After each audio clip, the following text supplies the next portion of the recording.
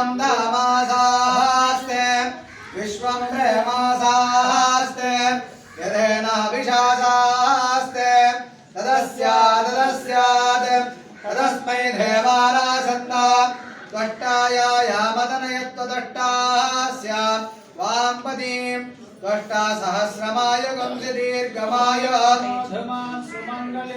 पदारिमागं समेकपश्यता सौभाग्यमस्मै तद्भायादात् त्वं विवरेदना मामिन्द्रप्रेक्षपं शुभत्रागं शुभगां गुरु नसास्यां मुद्रानावेगि पतिमेधात संकृते राजमानशोभनशोभमान कल्याण उद्भाविवाहोत्सवத்தில் आकाश महाराजरुடைய समर्पणे ऋतु महाराजरुடைய समर्पणे उभयकर्ताவுடைய समर्पणे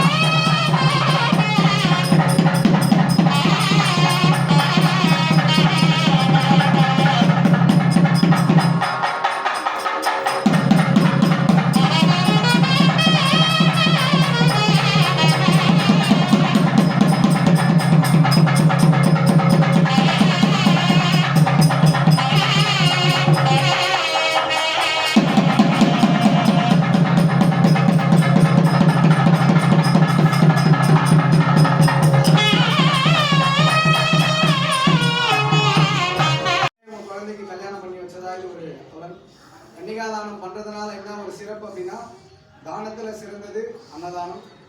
ஏன் அப்படின்னா ஒரு 1000 ரூபாய் இருந்தால் 10 பேருக்கு அன்னதானம் பண்ணலாம், 1,00,000 ரூபாய் இருந்தால் ஒரு 1000 பேர் கூட பண்ணலாம். ஆனால் கன்னிகாதானங்கிறது நம்ம குழந்தைக்கு தான் பண்ண முடியும், நம்ம பெற்றெடுத்த பெண் பிள்ளைக்கு தான் பண்ண முடியும். அதுதான் கன்னிகாதானத்தோட சிறப்பு. இந்த கன்னிகாதானம் ஏன் பண்ணுறோம் அப்படின்னா இந்த கன்னிகாதானம் பண்ணுற அப்பா அம்மாவுக்கு வந்து மோட்ச பலன் கிடைக்கிறது.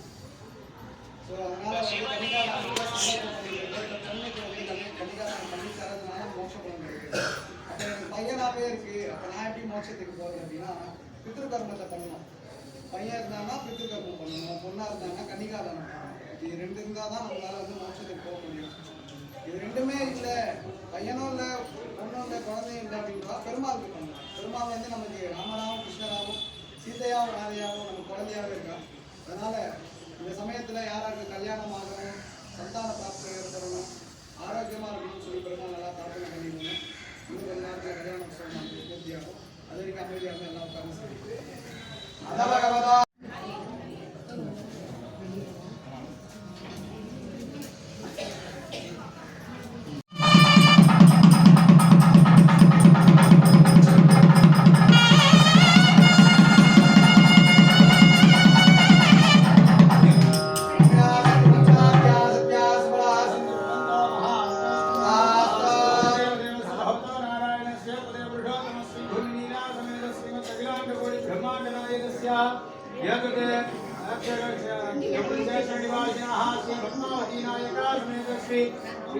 वेंकटेश्वर स्वामी मांगल्यकारण